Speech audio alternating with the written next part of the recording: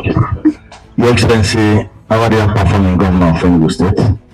My name is Senator Barrister Amaka Chinyobonu, the Deputy Whip of the Senate and the member of the committee. Thank you, sir. Your Excellency, my colleagues, our host, I'm Senator Professor Anthony Ani, Ebonyi South. I'm a member of this committee. Your Excellency, my governor, my name is Senator Kelvin Chukwu. My colleagues, the Secretary of the Senate, very different to Peter Nwebonyi, Senator Annie Kelvin Chukwu, Asia. My vice chair was Senator Habib, is just by the corner, and the plan is also by the corner. Plan represents Plateau and Habib from Jigawa. The members of the state ESCO, my colleagues, I was in the state ESCO sometimes. Tell me, I'm very pleased to be here, and I must commend you and your government for the courses extended to us from the Senate. I feel very happy to be here, in particular because I'm part of this environment. I was conceived in Enugu. We lived here for so many years. Then when the war came, we fled. So my dad works here. So when I support your motions in the chambers, because I'm part of the Enugu State, they can attest what my love for not just for Enugu State, but for your cause as it were, the Igbo cause. On behalf of the Senate Committee on Colonial Matters, we are here further to our oversight. We never State for some days where we went around commanding sites there. We met with the state government. We had got to interface with some stakeholders in Ebonyi State, which is also a state that is deeply endowed. And we compared notes. We are here further to the mandate that the Senate gave to our committee to go around this country and see how we can deepen the policies about mining in this country. And as we talk about mining in Nigeria without this Enugu State, your state is so hugely endowed. It's both historic and historical. So I think we are at the right place, coming here to compare notes and to go around, visit some sites, and then form a welter of recommendations which we are going to make to the Senate. Let me commend the Excellency for your strides in Enugu State. When a scholar is on the saddle, the imprints are very, very visible. I was reading some of your mantras here, and really they make a lot of sense. I'm saying here that democracy is a collective work. It is very, very instructive. So I commend you for your vision, for your foresight, and for your strides for your people. The federal sector is also that clearly will help to drive the economy of Nigeria. We make a lot on oil. The federal government want to look beyond oil. And the federal government, ably led by our dear president, through our renewable agenda, is taking the sector very, very serious. Appropriating a sum of 1 trillion in this year's budget. Clearly signposting a roadmap that government has for the sector. So there has been a clear departure from the past. We felt a very serious compass that government is bringing to bear to help drive the sector at this time, so that we can deepen the plans of our economy. This visit has been designed to interface with the stakeholders. We did that in Ebonyi yesterday. Today we are here. We also intend to go around some sites, see things for ourselves, and explore further the huge opportunities that the sector presents for your state. We have noted, and we are very, very proud of you, that Enugu State plays a very key role in Nigeria's mining history. There's no way we saw the history of mining in Nigeria without giving a pride of place to Enugu State. So we felt that it's quite important that we come here and see for ourselves, compare notes, and then share in the huge opportunities that the sector presents. Let me thank Your Excellency for your interest in this sector. Because main way you came from was no surprise. You are doing very, very well. I think that the reason came from your advice. Let me convey very warm regards of our uncommon president. Chief Dr. Gospel to you, yes, to you are in-law. Yes, sir. Yeah, you are in-law. And let me also convey the apologies of our colleague, Mbah, who was supposed to be in with us. He's a member of the council, but he's out of the country. The Senate is proud of what you are doing. And truly, we are committed to a partnership that will further drive prospects for our people. This is a moment of the real agenda of the President. These are also times for collaboration. We've noted that for us to meaningfully drive the mining sector, there has to be a level of collaboration among the tiers of government. No level of government can go it alone if we are to harness the full potential of mining in the country. The center has to work with the state, the state of government has to work with the local.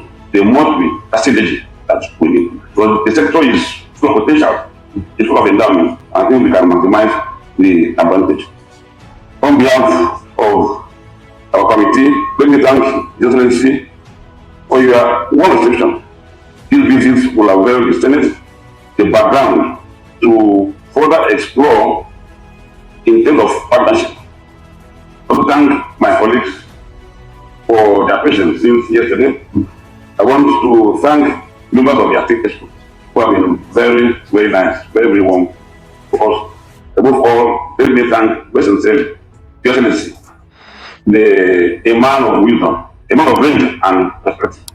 I don't believe I describe you as a man of range and perspective for what you are doing for your people in our own Enugu. But I said earlier, this is also my state. I thank you for this opportunity. May God bless Enugu State. Bless Nigeria. Thank you. Senator Ekong Sampson, PhD, Chairman, Senate Committee on Solid Minerals Development. It's also in order to say I'm welcoming you to your home state. We would implant you here, don't worry. Since you were conceived here, it would be fitting to also implant you here. And we'll do the needful to confer the sonship of this state to you. And my own very brother, distinguished Senator Peter Mwebonyi, my namesake, a member of the committee and the deputy Senate whip, right, majority whip. And distinguished Senator Professor Anthony Ani, welcome also to your homeland. Enugu, as you may already know, Chairman, Enugu is the homeland of Ndibo. So, and then the son of the son, distinguished Senator Kelvin Chukwu. Welcome to Biggie. And then we have another person as a member of this committee, distinguished Senator Okechukwu Ezia. Welcome to your home state. And we have the clerk and the deputy clerk. I welcome you all to Enugu State, the Chief of Staff and members of the Executive Council, members of my media team, members of the press, ladies and gentlemen. So firstly, I'm very delighted to welcome you all to Enugu State, a state that is famous for its coal mining history. And you actually took us a bit into that memory lane. It's in fact, at the time the state gained a township and coal was in vast quantity, we've not had anything like Nigeria. It was pre-amalgamation. So a vast amount of coal was discovered here by 1907. By 1909, this coal, were being exported even to countries in the West.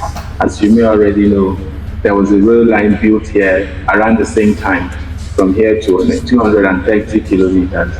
So it's indeed a historical city and famous for its coal mining legacy.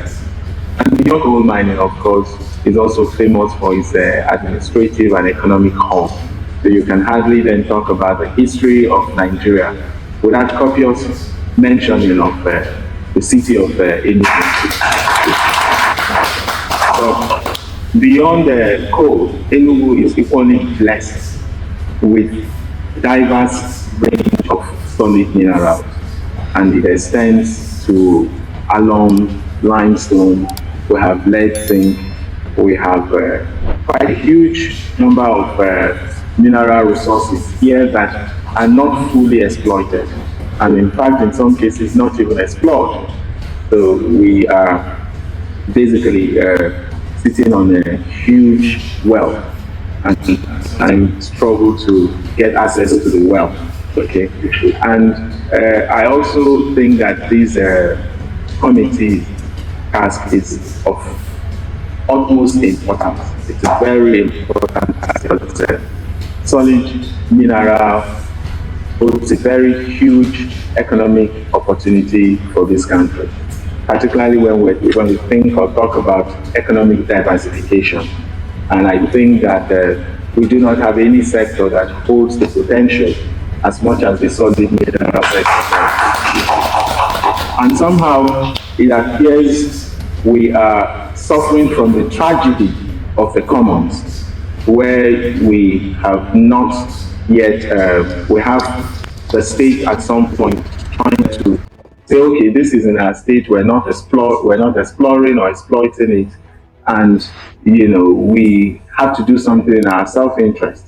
And then the federal government, because of course of its wealth scattered everywhere, has also not fully taken advantage of the potentials we have in the solid mineral sector. So I think that with the review of the Mining Act that is ongoing, I'm sure that you would ensure that there's a lot or more state inclusion or more state participation in the exploration or exploitation of solid minerals. Because I think both for the national and the sub-national, it holds very huge potential. And so this is why your committee is of immense importance to the entire country. And I'm sure that you would discharge that responsibility creditably, because the Nigerians, the states, the other stakeholders are looking up to you. Because a lot of these assets are lying dormant or largely left in the hands of illegal miners, and that must end. And with the work your committee is doing, it is my hope that we can bring that to an end and be able to explore the full potentials that the solid mineral sector holds for our economy. We seek, as government, to have, of course, as I mentioned earlier, more inclusion, but there is also some areas of conflict. I'm sure in the last couple of months there has been this loggerhead between the Nigerian and the waterway and the so I think there's a conflict between the Nigerian Inland Waterway Act and the Mining Act as to who holds the right to mining sand around the coastal areas. So I hope that that is also something that your committee would look into. And then, of course, the collaboration. I believe that if we collaborate with you, and then you're able to maybe even have technical sections with us, we can also talk about, because part of the major challenge in even exploring fully the mining sector or the solid mineral sector is the lack of data. And then when you have them, they are either obsolete or not current. And even when they are current, they are not enough for one to make investment decisions with it. So I think, and when I talked about this tragedy of the commons, because if there is a clear line of responsibility, and one understands clearly what the benefits or the corresponding benefits is, then we are then able to invest or to attract big companies that would invest in that sector, in mining or in the solid mineral sector. And then, because gathering geospatial data or geospatial information is cost intensive, when you talk about getting, doing the drills, getting all the information you need on the ground to be able to make an investment decision or attract big investors. So that would come, and I'm glad that the federal government, and I'm sure through your instrumentality, has been able to at least put down or have a budget of 1 trillion in that sector. That would certainly help. That would certainly help in procurement of data, the data that will enable us make investment decisions. So I want to warmly again welcome you and members of your delegation to Enugu and to assure you of our working together. And I know that you're going to be engaging with other stakeholders later today. My team would be fully available to ensure that that is seamless. And so we welcome you again to your homeland and wish you a fruitful engagement. Thank you.